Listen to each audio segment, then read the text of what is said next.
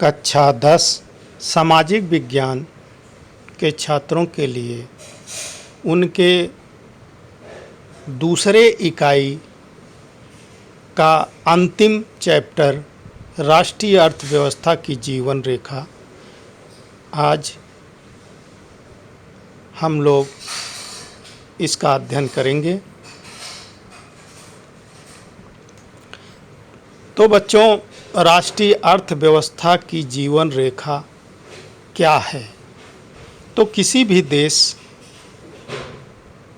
की जो अर्थव्यवस्था है उसकी जीवन रेखा वहाँ की सड़कें, परिवहन व्यवस्था होती है।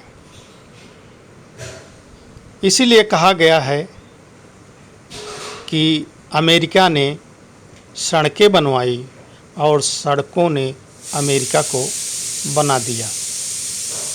तो इस प्रकार जो किसी राष्ट्र की अर्थव्यवस्था है उसकी जीवन रेखा जो है वहाँ का परिवहन होता है। तो इस चैप्टर में बच्चों हम विभिन्न प्रकार के परिवहन का अध्ययन करेंगे और वो परिवहन किस तरह देश या राष्ट्र की अर्थव्यवस्था को मजबूत करते हैं, इन सभी का अध्ययन इस चैप्टर में किया जाएगा। तो जैसा थंबनेल में आप देख रहे हैं कि हमारे परिवहन के साधन क्या क्या हैं।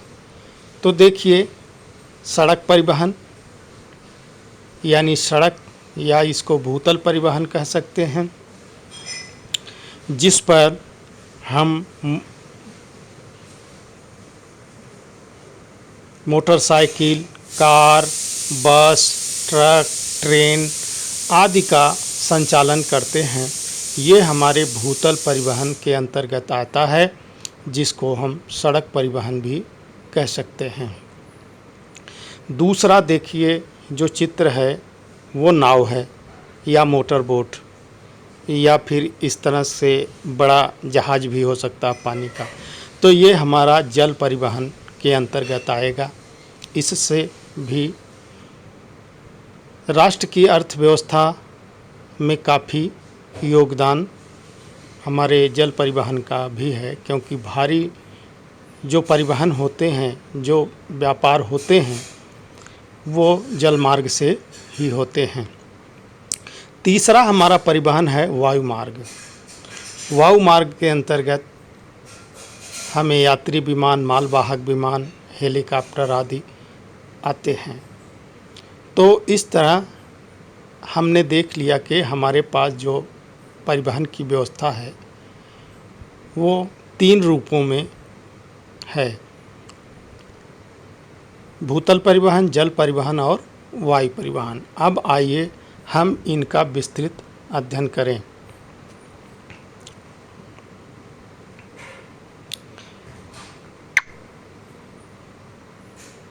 तो हम पहले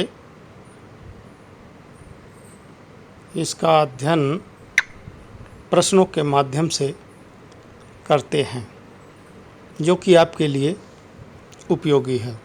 तो जो हमारा पहला प्रश्न है, उत्तरी दक्षिणी गलियारे का उत्तरी छोर कौन सा है? यानी ये जो है स्वर्णिम चतुर्भुज महाराजमार्ग है, जिसको अटल बिहारी वाजपेयी ने शुरू किया था। पूछ रहा है कि स्वर्णिम चतुर्भुज मार्ग का जो सबसे उत्तरी छोर है वो कौन सा है? तो वो है श्रीनगर। अगला प्रश्न आता है, राष्ट्रीय राजमार्ग संख्या 1 को किस नाम से जाना जाता है? तो राष्ट्रीय राजमार्ग संख्या 1 को ग्रैंड ट्रंक रोड भी कह सकते हैं या शेर शाह सूरी राजमार्ग भी कह सकते हैं। भारत की सर्वप्रथम रेलगाड़ी किन 2 स्टेशनों के मध्य चलाई गई? तो वो था मुंबई और ठाणे के बीच, और सन था 1853। स्वतंत्रता प्राप्ति के उपरांत देश में विकसित किए जाने वाला प्रथम बंदरगाह है, यानी स्वतंत्रता के बाद जो है कौन सा बंदरगाह विकसित किया गया, तो वो है कांदला। भारत में परिवहन मानचित्र पर परिवहन की नवीनतम साधन कौन है, यानी जो नवीनतम साधन है परिवहन का साधन, इसका हम नाम लेना भूल गए थे। ये होती है पाइपलाइन, जिसे द्रव अवस्था में पाई जाने वाली वस्तुओं का परिवहन किया जाता है। राज्यों की राजधानियों को जिला मुख्यालयों से जोड़ने वाली सड़कें क्या कहलाती हैं, यानी राजधानी को जिला मुख्यालयों को जोड़ने वाली सड़कें क्या कहलाती हैं, वो राज्य राजमार्ग कहलाती हैं, यानी स्टेट हाईवे। निर्माण अधिकार क्षेत्र के अनुसार सड़कों को किन वर्गों में बांटा गया है, तो देखिए इसको 3 वर्गों में बांटा गया है। एक होता है राष्ट्रीय राजमार्ग, दूसरा होता है राज्य राजमार्ग और तीसरा होता है जिला एवं गांव की सड़कें। अगला है स्थल परिवहन के प्रकार बताइए, तो स्थल परिवहन का मतलब जो धरातल पर परिवहन होता है, जिसमें सड़क, रेल और पाइपलाइन आती हैं।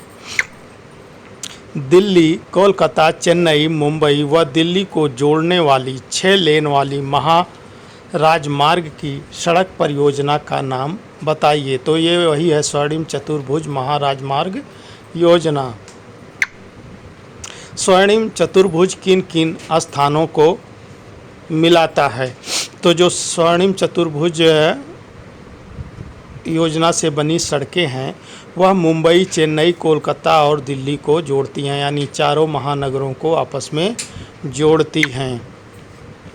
दिल्ली एवं अमृतसर के मध्य विस्तृत राष्ट्रीय राजमार्ग का नाम बताइए, तो दिल्ली से अमृतसर वही ग्रैंड ट्रंक रोड जाती है, जिसे शेरशाह सूरी राजमार्ग के नाम से भी जाना जाता है।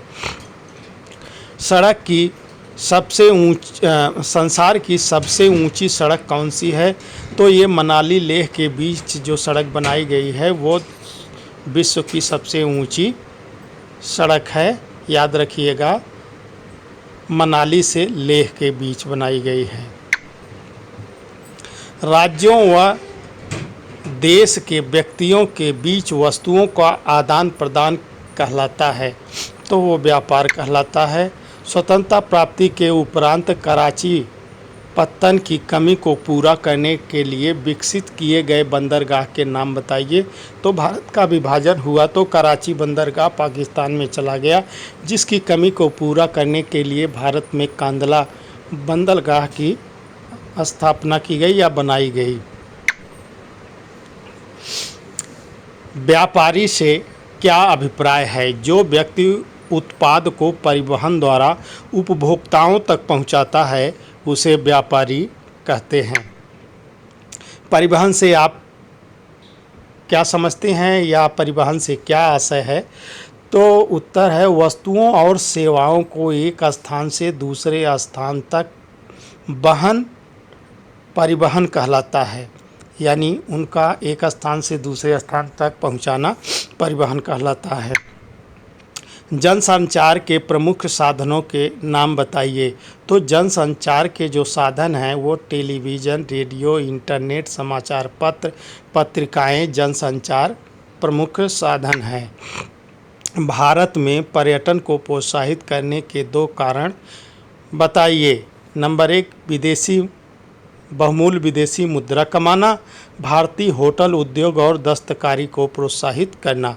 ये जो पर्यटन उद्योग होता है इससे 2 ही लाभ होते हैं, 2 तरह के लाभ होते हैं। एक तो विदेशी मुद्रा मिलती है और दूसरे भारत में जो होटल उद्योग है, ये होटल वाला सेक्टर है, रेस्टोरेंट वाला सेक्टर है, और जो दस्तकारी यानी जो यहाँ के मूल हस्त निर्मित वस्तुएं हैं उसको प्रोत्साहन मिलता है। व्यापार से क्या अभिप्राय है, लोगों, राज्यों तथा देशों के बीच वस्तुओं का आदान प्रदान व्यापार कहलाता है। भारत के 3 राष्ट्रीय नौगम्य जल मार्गों के नाम बताइए। तो 3 में बता दीजिए। नंबर 1 हल्दिया तथा इलाहाबाद के बीच गंगा नदी जल मार्ग। ये जल मार्ग एक नाम दिया गया है इसको। इलाहाबाद से हल्दिया तक गंगा नदी में जो जल मार्ग बनाया गया है वो नंबर 1 जल मार्ग है। नंबर 2 केरल से पश्चिम तटीय नहर, ये केरल में है। और तीसरा है सदिया तथा धुबरी के मध्य ब्रह्मपुत्र नदी जल मार्ग। तो ब्रह्मपुत्र नदी में सदिया से धुबरी के बीच जो है जल मार्ग बनाया गया है। भारत में सीमा सड़क संगठन कब और किस उद्देश्य से बनाया गया? भारत में सीमा सड़क संगठन 1960 में उत्तर एवं उत्तर पूर्वी क्षेत्रों में सामरिक महत्व की सड़कों का विकास करने हेतु बनाया गया। स्वर्णिम चतुर्भुज महाराजमार्ग योजना का क्या लक्ष्य है? भारत के मेगा सिटी के बीच दूरी तथा परिवहन में लगने वाले समय को कम करना स्वर्णिम चतुर्भुज परियोजना का मुख्य उद्देश्य है। प्रधानमंत्री ग्रामीण सड़क योजना क्या है? प्रधानमंत्री जी ग्रामीण सड़क परियोजना ग्रामीण सड़कों के विकास के लिए एक योजना है। उत्तर दक्षिण एवं पूर्व पश्चिम गलियारे के अंतिम स्टेशनों के नाम बताइए। तो देखिए, उत्तर दक्षिण गलियारा का अंतिम स्टेशन श्रीनगर कन्याकुमारी है।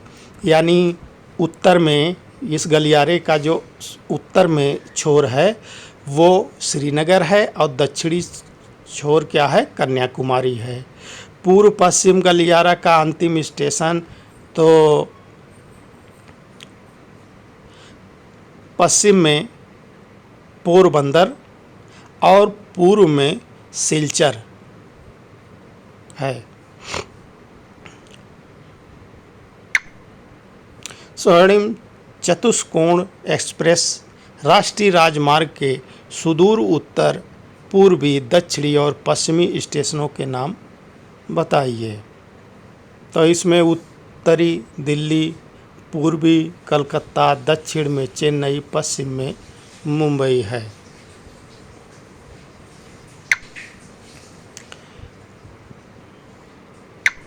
इसमें ध्यान दीजिएगा कि वो जो स्टेशन अंतिम स्टेशन है उससे अलग, देखिए ये पूछ रहा है कि स्टेशन बढ़िया मतलब मुख्य स्टेशन वो तो जहाँ से चालू हुई है पोरबंदर से सिलहट और श्रीनगर से कन्याकुमारी तक ये तो मार्ग जाते हैं, लेकिन मुख्य स्टेशन कौन है? उत्तर में दिल्ली है, पूरब में कलकत्ता है, दक्षिण में चेन्नई है और पश्चिम में मुंबई है। ये मुख्य स्टेशन है जिसको जोड़ने के लिए ये बनाया गया है। भारत में 4 प्रमुख राष्ट्रीय वायुपत्तनों के नाम बताइए। तो 4 मुख्य जो अंतर्राष्ट्रीय वायुपत्तन हैं भारत में, वो नंबर 1 है नेताजी सुभाष चंद्र बोस एयरपोर्ट कोलकाता में, जवाहरलाल नेहरू मुंबई में, इंदिरा गांधी दिल्ली में और कामराज अंतर्राष्ट्रीय हवाई अड्डा चेन्नई में है। भारत में सबसे बड़ी गैस पाइपलाइन कौन सी है? तो जो सबसे बड़ी पाइपलाइन भारत में बिछी है वो हजीरा विजयपुर जगदीशपुर, इसको शॉर्ट में HBJ यानी हजीरा विजयपुर और जगदीशपुर का शॉर्ट नाम है और इसकी लंबाई जो है 1700 किलोमीटर है। अंतर्राष्ट्रीय व्यापार को देश का आर्थिक मापक यानी बैरोमीटर क्यों कहा जाता है? अंतर्राष्ट्रीय व्यापार की प्रगति से देश की आर्थिक समृद्धि बढ़ती है, इसलिए इसे देश का आर्थिक मापक कहा जाता है। अंतर्राष्ट्रीय व्यापार को अनुकूल व्यापार संतुलन का अर्थ समझाइए। ये जो है इम्पॉर्टेंट है, इसे ध्यान दीजिएगा। अनुकूल व्यापार संतुलन का अर्थ क्या है? जब किसी देश के अंतर्राष्ट्रीय व्यापार का निर्यात मूल्य उसके आयात मूल्य से अधिक होता है तो उसे अनुकूल व्यापार संतुलन कहा जाता है। इसको समझिए, यानी हम जो निर्यात करते हैं जितना मूल्य प्राप्त करते हैं और जो हम आयात करते हैं उसका मूल्य, दोनों में जब देखते हैं कि अंतर निर्यात मूल्य का माने निर्यात अधिक हो रहा है और आयात कम हो रहा है तो व्यापार अनुकूल, जो व्यापार है वो अनुकूल है, संतुलित है। और अगर हम निर्यात कम कर रहे हैं, आयात ज़्यादा कर रहे हैं तो ये प्रतिकूल होगा, ये संतुलन जो है प्रतिकूल होगा। भारत की उन नदियों के नाम बताइए जिनमें नौ परिवहन संभव है। तो इसका उत्तर है भारत की गंगा नदी, गोदावरी, कृष्णा, ब्रह्मपुत्र, महानदी, नर्मदा, ताप्ती नदियों में नौ परिवहन किया जाना संभव है। भारत का सबसे अधिक बड़े सार्वजनिक क्षेत्र के प्राधिकरण का नाम बताइए। तो जो भारत का सबसे बड़ा प्राधिकरण है सार्वजनिक यानी सरकारी, वो है भारतीय रेल परिवहन है। ये सबसे बड़ा है, लेकिन आजकल इसका भी निजीकरण का दौर चल रहा है। भारत के उत्तरी मैदान में रेल परिवहन के विकास के 4 कारक बताइए। उत्तर भारत में रेल परिवहन के विकास का 4 कारक बताइए कि उत्तर भारत में रेल परिवहन ज़्यादा विकसित क्यों है, इसको बताना है। तो इसका उत्तर है विस्तृत समतल भूमि है, मनाना आसान है। सघन जनसंख्या यानी परिवहन के लिए जो कारक है कि सवारियां मिले तो वो जनसंख्या के कारण सवारियां भी मिलती हैं। तीसरा है संपन्न कृषि उत्पादों की ढुलाई के लिए भी माल मिल जाता है। प्रचुर संसाधन और संसाधनों की भी कमी यहाँ नहीं है। भारत के एक प्रमुख प्राकृतिक एवं एक कृत्रिम पत्तन का नाम बताइए। तो देखो, प्राकृतिक पत्तन जो हैं, जो प्राकृतिक रूप से बने होते हैं वो प्राकृतिक होते हैं, लेकिन जो मानव द्वारा बनाए जाते हैं वो प्राकृतिक पत्तन होते हैं। तो प्राकृतिक पत्तन में आपका मुंबई हुआ और कृत्रिम पत्तन में चेन्नई हुआ। तो इस तरह आप किताब में देख लीजिएगा, इसके लिस्ट होगी कि प्राकृतिक पत्तन कौन कौन से हैं और कृत्रिम पत्तन कौन कौन से हैं। यहाँ 2 का नाम बताया गया है। तो कृत्रिम में याद रखिएगा कि चेन्नई है, बाकी ज़्यादातर पत्तन जो है वो प्राकृतिक ही हैं। भारत के एक अंतःस्थलीय नदी पत्तन का नाम बताइए। हाँ, ये इम्पॉर्टेंट है। भारत में अंतःस्थलीय नदी पत्तन एक ही है, वो भी है कोलकाता बंदरगाह।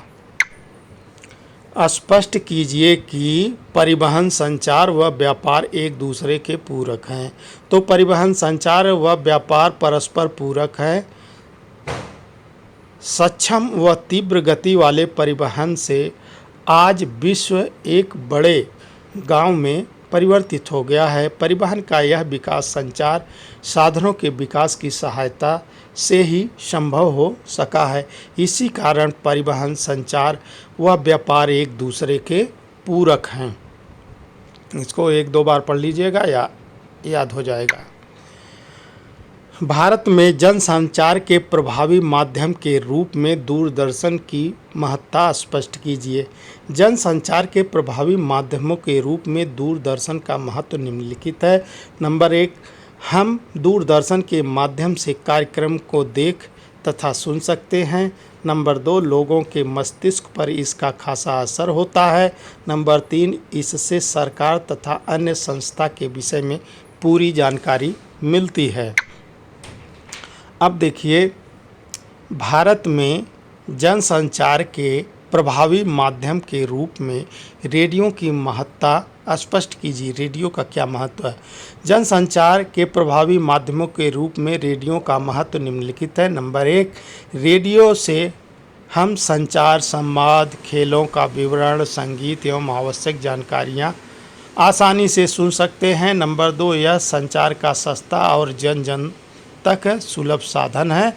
इसका विस्तार देश के कोने कोने तक हुआ है, परंतु रेडियो की लोकप्रियता अब कम होकर के इसका स्थान जो है टेलीविज़न ने ले लिया है। भारत सरकार के प्रमुख संचार नेटवर्क का उल्लेख करते हुए उसके फैलाव एवं घनत्व के बारे में संक्षिप्त टिप्पणी लिखिए। भारत सरकार के प्रमुख संचार नेटवर्क के अंतर्गत डाक संचार, रेडियो, दूरदर्शन, समाचार पत्र समूह, प्रेस, सिनेमा आदि आते हैं। दूरसंचार तंत्र में एशिया महाद्वीप में अग्रणी है। नगरीय क्षेत्रों के अतिरिक्त भारत के 2/3 से अधिक गांव एसटीडी दूरभाष सेवा से जुड़े हैं। भारत सरकार ने देश के प्रत्येक गांव में 24 घंटे एसटीडी सुविधा के विशेष प्रबंध किए हैं। भारत का डाक संचार तंत्र विश्व का बृहत्तम है, जो गांव-गांव तक फैला है। दूरदर्शन देश का राष्ट्रीय समाचार व संदेश माध्यम है तथा देश के बृहत्तम संचार तंत्र में एक है। सड़क परिवहन रेल परिवहन की तुलना में अधिक महत्व क्यों है, बताइए। सड़क परिवहन रेल परिवहन की तुलना में निम्नलिखित कारणों से महत्वपूर्ण है। नंबर 1, रेल मार्गों की अपेक्षा सड़कें बनाना सरल है। इनको तीव्र ढाल, वनों और मरुस्थलों में भी बनाया जा सकता है। इसके निर्माण में अपेक्षाकृत कम राशि खर्च करनी पड़ती है। और अगला नंबर, थोड़ी दूरी की यात्रा के लिए रेल मार्गों की तुलना में सड़कें अधिक उपयोगी तथा सुविधाजनक हैं। नंबर 4 है, शीघ्र खराब होने वाली वस्तुओं के परिवहन के लिए सड़क मार्ग अधिक उपयोगी सेवा प्रदान करते हैं। सड़क मार्ग मंडियों, कारखानों, घरों तथा खेतों को आपस में जोड़ते हैं। तो अंतर्राष्ट्रीय व्यापार से क्या अभिप्राय है? किसी राष्ट्र के विकास में इसका क्या योगदान होता है? अंतर्राष्ट्रीय व्यापार का अर्थ है विश्व के किन्हीं दो देशों के मध्य होने वाली वस्तुओं और सेवाओं के आदान प्रदान को अंतर्राष्ट्रीय व्यापार कहते हैं।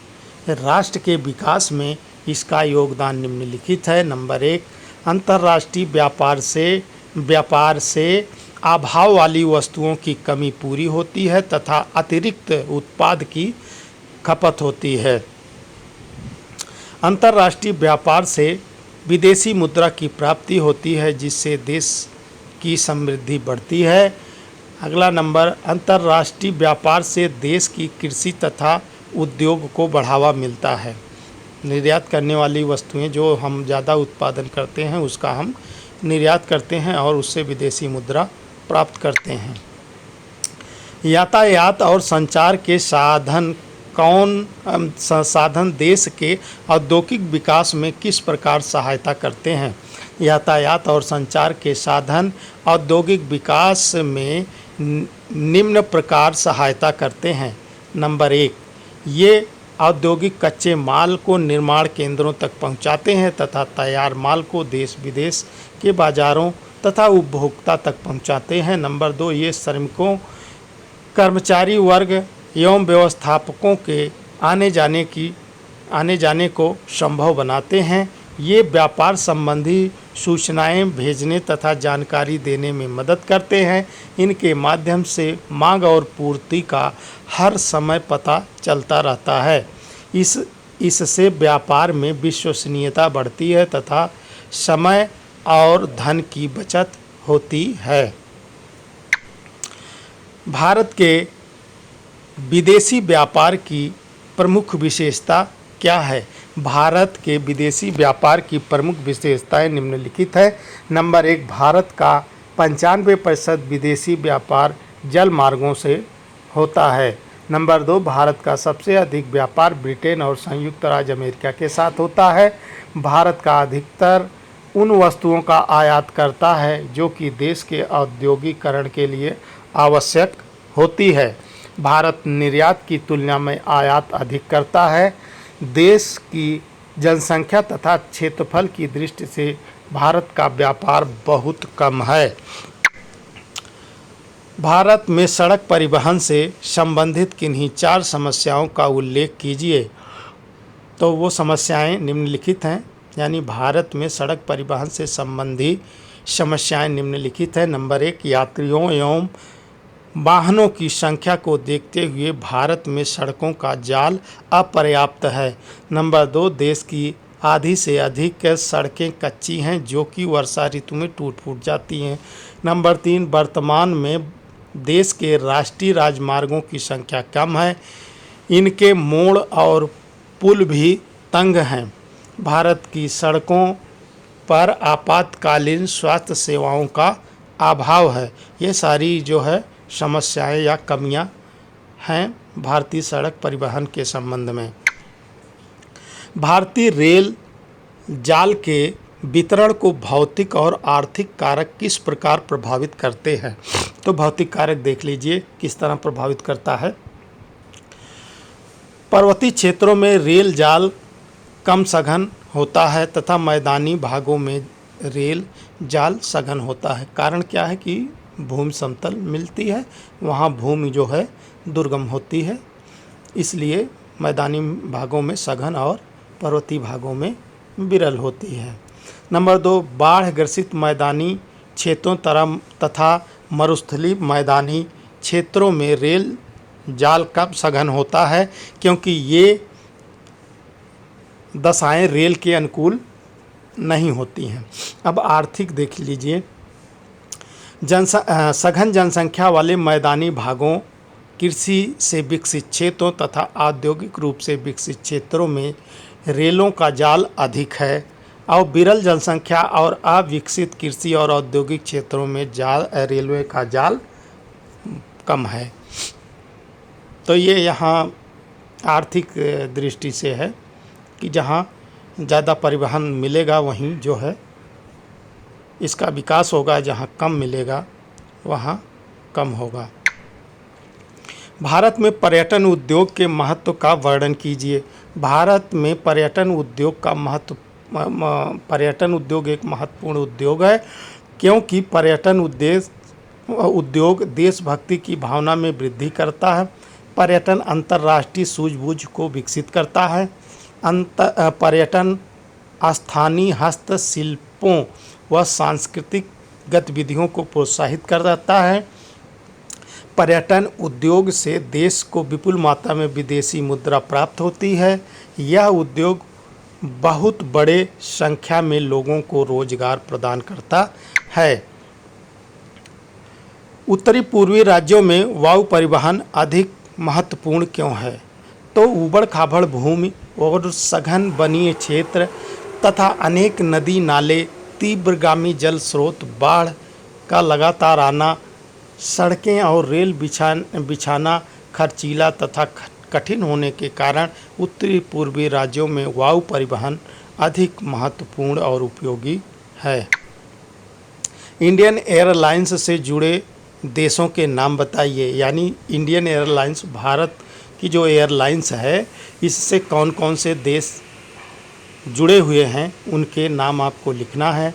तो उनके नाम हैं चीन, पाकिस्तान, श्रीलंका, बांग्लादेश, नेपाल, भूटान, मालदीव, अफगानिस्तान, ईरान, इराक, संयुक्त अरब अमीरात, मलेशिया, थाईलैंड, कुवैत, सऊदी अरब, सिंगापुर, म्यांमार आदि देश के इंडियन एयरलाइंस से जुड़े हुए हैं।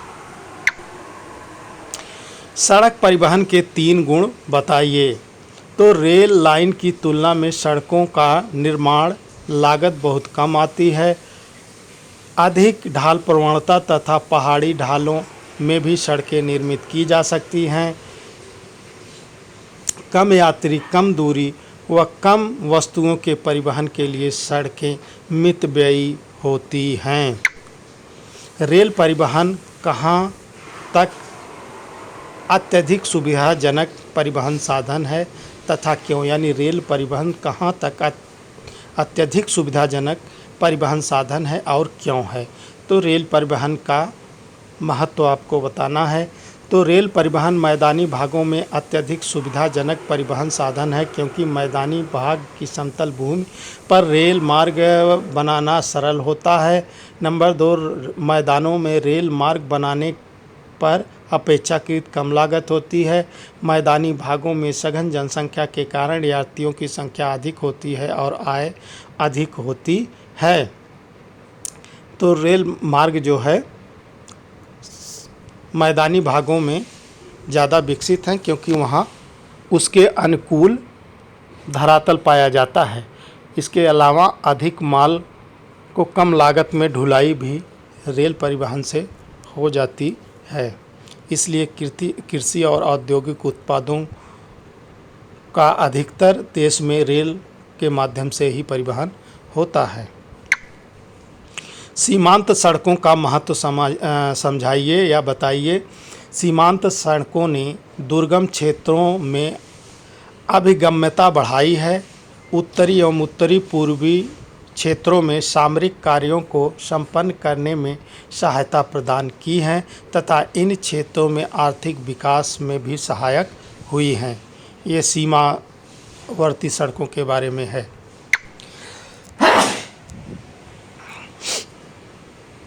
अब स्थानीय व अंतर्राष्ट्रीय व्यापार में अंतर बताइए।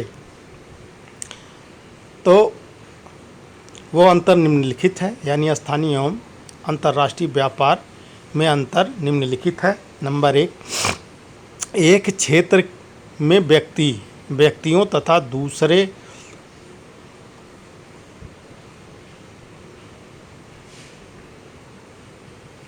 एक क्षेत्र में व्यक्तियों तथा दूसरे स्थानों के बीच होने वाले व्यापार को स्थानीय व्यापार कहते हैं, जबकि 2 या 2 से अधिक देशों के बीच होने वाले व्यापार को अंतर्राष्ट्रीय व्यापार कहते हैं।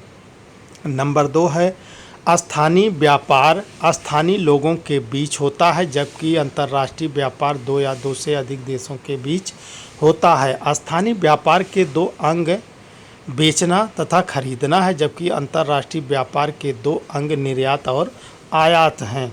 स्थानीय व्यापार में देश को धन स्थानीय व्यापार में देश का धन देश में ही रहता है, जबकि अंतर्राष्ट्रीय व्यापार में विदेशी मुद्रा का आदान प्रदान होता है। अगला प्रश्न है, परिवहन तथा संचार के साधन किसी देश की जीवन रेखा तथा अर्थव्यवस्था क्यों कहे जाते हैं?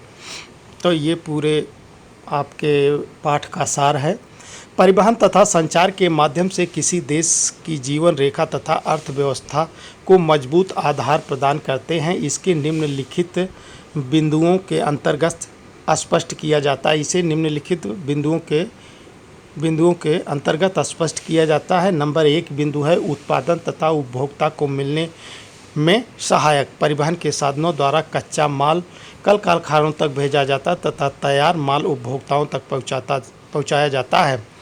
थल परिवहन में ट्रक एवं रेल द्वारा माल ढोया जाता है। तटीय भागों व विदेशों से माल आयात निर्यात जल मार्ग परिवहन से होता है। इस प्रक्रिया में आर्थिक विकास को गति प्रदान मिलती है। नंबर 2 बिंदु है, आवागमन में सहायक। परिवहन के साधन लोगों के उनके गंतव्य तक ले जाने के प्रमुख माध्यम हैं। ये किसी देश की जीवन रेखा है। 3 बिंदु है, राष्ट्रीय एकता में सहायक। परिवहन के साधन देश के निवासियों को एक दूसरे से जोड़ने में अपनी महत्वपूर्ण भूमिका निभाती है। उन्हें एक प्रदेश से दूसरे प्रदेश व एक स्थान से दूसरे स्थान को देखने व समझने का अवसर प्रदान करते हैं। इससे उनमें राष्ट्रीय एकता की भावना बलवती है। संचार के साधन संपर्क स्थापित करने में भी सहायक होते हैं।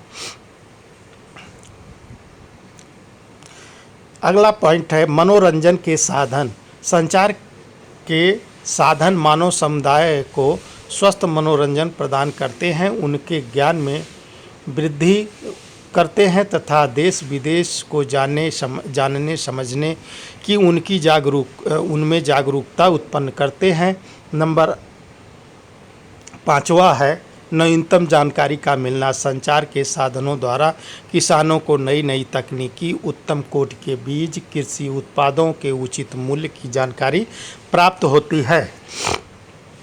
इनके द्वारा विभिन्न उत्पादों को विज्ञापन की सहायता से लोकप्रिय बनाया जाता है। अगला पॉइंट है वैश्वीकरण में वृद्धि। संचार के साधनों के माध्यम से देश विदेश के समाचारों, घटनाओं, परिघटनाओं को घर बैठे ही सुना या एवं देखा जा सकता है। इन साधनों ने वैश्वीकरण के द्वार को खोल दिया है। अगला है भारत में संचार के माध्यमों का वर्णन कीजिए। भारत में संचार के माध्यम। भारत में प्रमुख संचार के माध्यम है number 1 Akashvani, number 2 Doordarshan, number 3 समाचार पत्र पत्रिकाएं, नंबर 4 चलचित्र यानी movie cinema. Number 1 Akashvani. Bharat में आकाशवाणी बहुजन सुखाय के लक्ष्य पर ध्यान केंद्रित करते हुए कार्य करती है। 2004 तक देश में लगभग 12.3 करोड़ रेडियो सेट थे। एफएम सहित रेडियो सेटों की संख्या में वृद्धि एफएम सेवा की लोकप्रियता का संकेत है। यद्यपि टेलीविज़न के कारण शहरों और कस्बों में रेडियो श्रोताओं की संख्या में कमी आई है, लेकिन सुदूर गांवों में रेडियो आज भी मनोरंजन एवं सूचना का एकमात्र स्रोत है। नंबर 2 दूरदर्शन। दूरदर्शन द्वारा देश के विभिन्न प्रकार के कार्यक्रमों के प्रसारण के लिए विभिन्न चैनलों का उपयोग किया जाता है। देश में 51% परिवार उपग्रह से प्रसारित दूरदर्शन कार्यक्रमों को देखते हैं। नंबर 3 समाचार पत्र पत्रिकाएं। भारत के प्रतिवर्ष बड़ी संख्या में समाचार पत्र पत्रिकाओं का प्रकाशन होता है। ये पत्र पत्रिकाएं दैनिक, साप्ताहिक, पाक्षिक तथा मासिक होती हैं। नंबर 4 है चलचित्र। भारत चलचित्र का सबसे बड़ा उत्पादक देश है। चलचित्र के अतिरिक्त यहाँ लघु फिल्में, वीडियो, फीचर फिल्में, लघु फीचर फिल्में भी तैयार की जाती हैं। यहाँ फिल्में केंद्रीय फिल्म प्रमाणित बोर्ड द्वारा प्रमाणित किए जाने के पश्चात प्रसारित की जाती है। भारत में जल परिवहन का वर्णन करते हुए प्रमुख समुद्री पत्तन बताइए। भारत में जल परिवहन के विकास का विवेचन अग्र यानी निम्नलिखित बिंदुओं के अंतर्गत किया जा सकता है। नंबर 1 परिवहन का सबसे सस्ता साधन होना। जल परिवहन सबसे सस्ता साधन है। यह परिवहन साधनों में ऊर्जा क्षमता तथा पर्यावरण अनुकूल है। भारत में अंतःस्थलीय नौ संचालन जल मार्ग 14,500 किलोमीटर लंबा है। इसमें केवल 3700 किलोमीटर मार्ग ही मशीनीकृत नौकाओं के द्वारा तय किया जाता है। नंबर 2 समुद्री पत्तन। भारत की जो तटरेखा है, संपूर्ण तटरेखा 7,516.6 किलोमीटर लंबी है। इसके साथ 12 प्रमुख तथा 181 मध्यम छोटे पत्तन हैं। ये प्रमुख पत्तन देश के लगभग 95% विदेशी व्यापार को संचालित करते हैं। देश के प्रमुख पत्तन निम्नलिखित हैं।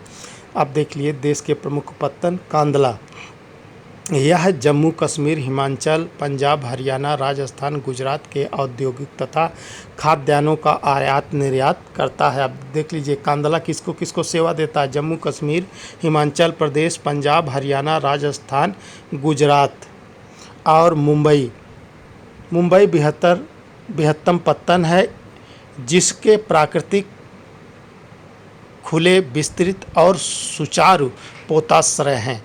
इनके सामने जवाहरलाल नेहरू पत्तन विकसित किया गया, जो कि इस पूरे क्षेत्र को एक समूह पत्तन की सुविधा भी प्रदान कर सके। यानी जो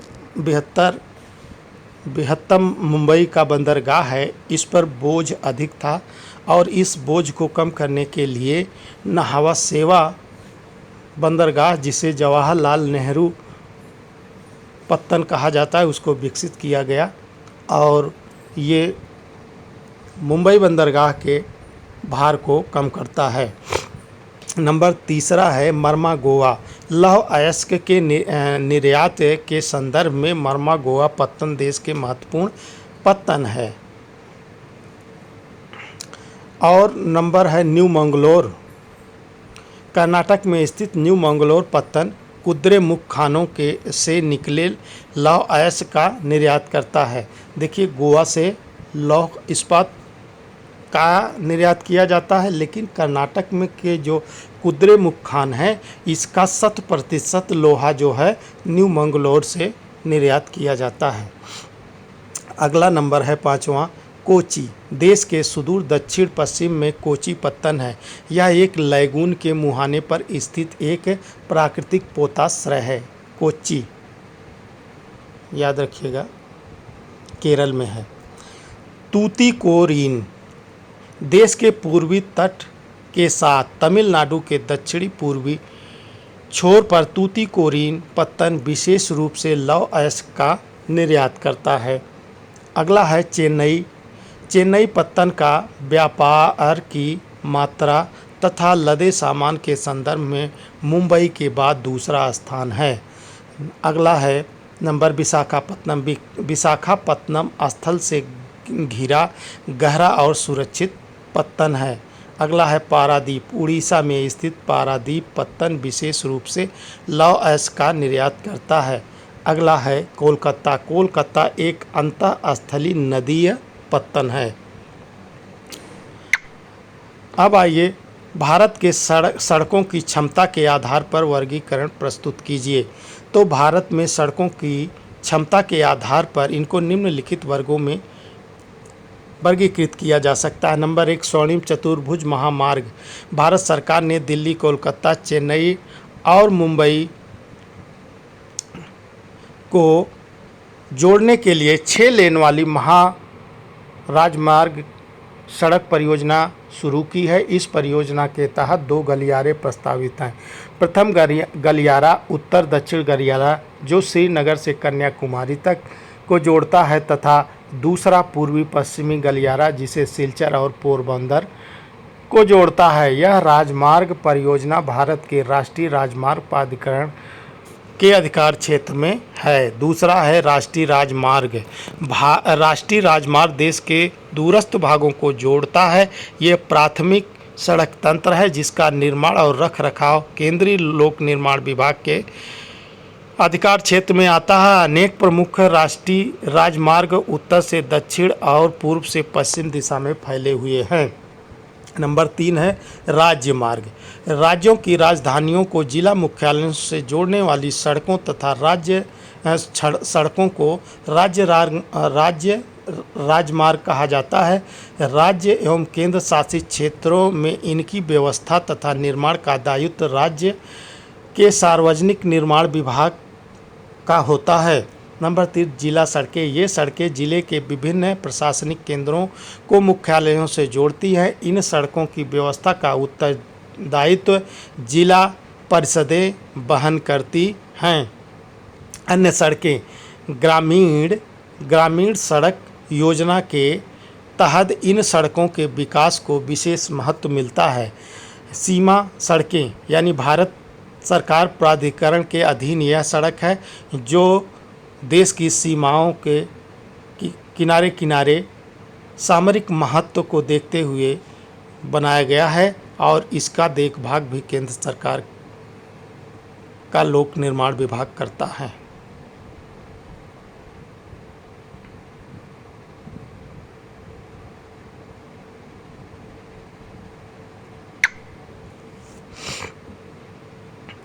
भारत में पाइपलाइन परिवहन एक भौगोलिक निबंध लिखिए।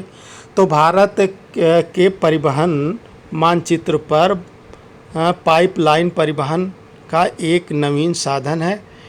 पहले पाइपलाइन का उपयोग शहरों व उद्योगों में पानी पहुंचाने के लिए किया जाता था।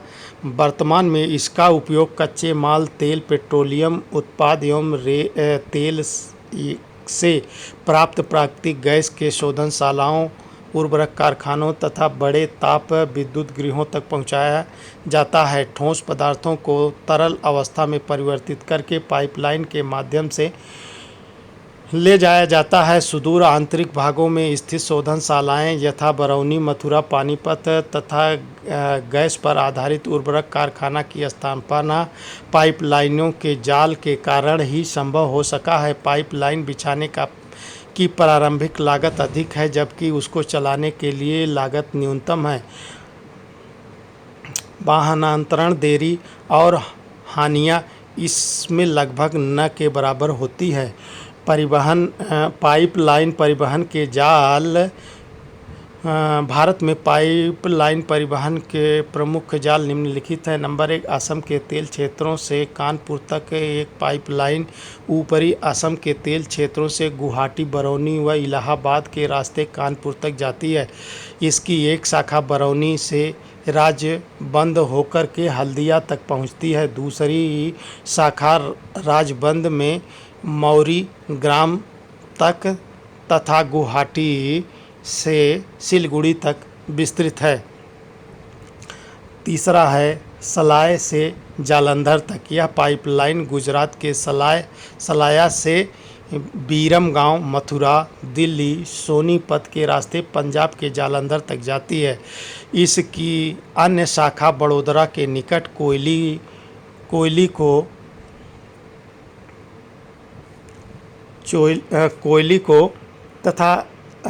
को चकसू व अन्य स्थानों से जुड़ती है। हजारीबाग से जगदीशपुर तक यह पाइपलाइन गुजरात के हजीरा से जगदीशपुर तक यह पाइपलाइन गुजरात से हजीरा को उत्तर प्रदेश के जगदीशपुर तक मिलाती है। यह गैस पाइपलाइन है। यह मध्य प्रदेश के विजयपुर के रास्ते से होकर चलती है। इसकी शाखाएं राजस्थान के कोटा तथा उत्तर प्रदेश के शाहजहांपुर, बबराला तथा अन्य स्थानों को जोड़ती है। तो ये वीडियो काफ़ी लंबी हो जाएगी, तो हम अगली वीडियो जो है अब भारत में रेल परिवहन के विकास पर एक भौगोलिक निबंध लिखिए, ये अगले वीडियो में बताएंगे, या फिर देख लीजिए क्योंकि ये अंतिम है, थोड़ा वीडियो लंबा हो रहा है। भारत में रेल परिवहन के विकास पर एक भौगोलिक निबंध लिखिए। भारत में रेल परिवहन के विकास का विवेचना निम्नलिखित बिंदुओं के अंतर्गत किया जाता है। नंबर 1, परिवहन का प्रमुख साधन होना। भारत में परिवहन वस्तुओं तथा यात्रियों के परिवहन का मुख्य साधन रेल परिवहन है। अनेक कार्यों यथा व्यापार, भ्रमण, तीर्थ यात्रा, लंबी दूरी तक सामान परिवहन में सहायक है। 31 मार्च 2004 तक भारतीय रेल परिवहन मार्ग की लंबाई 63,221 किलोमीटर थी। देश की अर्थव्यवस्था, उद्योग एवं कृषि विकास में सहायक होना। भारतीय रेलवे ने देश की अर्थव्यवस्था, उद्योग व कृषि में तीव्र गति से विकास के लिए उत्तरदायी है। नंबर 3, रेल परिवहन के वितरण को प्रभावित करने वाले कारक। रेल परिवहन के वितरण को प्रभावित करने वाले कारकों में भू आकृतिक, आर्थिक और प्रशासनिक कारक प्रमुख हैं। उत्तरी भारत अपनी विस्तृत समतल भूमि, सघन जनसंख्या घनत्व, संपन्न कृषि, प्रचुर संसाधनों के कारण रेल परिवहन के लिए अच्छी या सहायक होती है। यद्यपि असंख्य नदियों और विस्तृत जल मार्गों एवं पुलों का निर्माण में कुछ बाधाएं आई हैं, प्रायद्वीप भारत में रेल मार्ग ऊबड़ खाबड़ पहाड़ी क्षेत्र और छोटी पहाड़ियां व सुरंग आदि से होकर गुजरते हैं। हिमालय पर्वतीय क्षेत्र में दुर्गम, उच्च विरल जनसंख्या तथा आर्थिक अवसरों की कमी के कारण रेल लाइन का निर्माण में प्रतिकूल परिस्थितियां उत्पन्न करती हैं। इसी प्रकार पश्चिमी राजस्थान, गुजरात के दलदली भाग एवं मध्य प्रदेश के वन क्षेत्र एवं छत्तीसगढ़, उड़ीसा, झारखंड में रेल लाइन का निर्माण करना कठिन है। सह्याद्री एवं उसके सन्निध क्षेत्र को भी घाट और दर्रों द्वारा ही आर पार कर पाना संभव है। समस्याएं। भारतीय रेल परिवहन समस्याओं से मुक्त नहीं है। इसकी प्रमुख समस्याएं निम्नलिखित हैं। रेलों में बहुत से यात्री बिना टिकट यात्रा करते हैं। जंजीर खींचकर यात्री कहीं भी अनावश्यक रूप से गाड़ी को रोकते हैं। आंदोलन के समय रेल मार्गों को बाधित कर दिया जाता है। रेलवे की एक बड़ी समस्या उसकी संपत्ति की चोरी भी है। आतंकवादी गतिविधियों ने भी रेलवे को काफ़ी क्षति पहुंचाई है और जिससे उसे काफ़ी क्षति हुई है।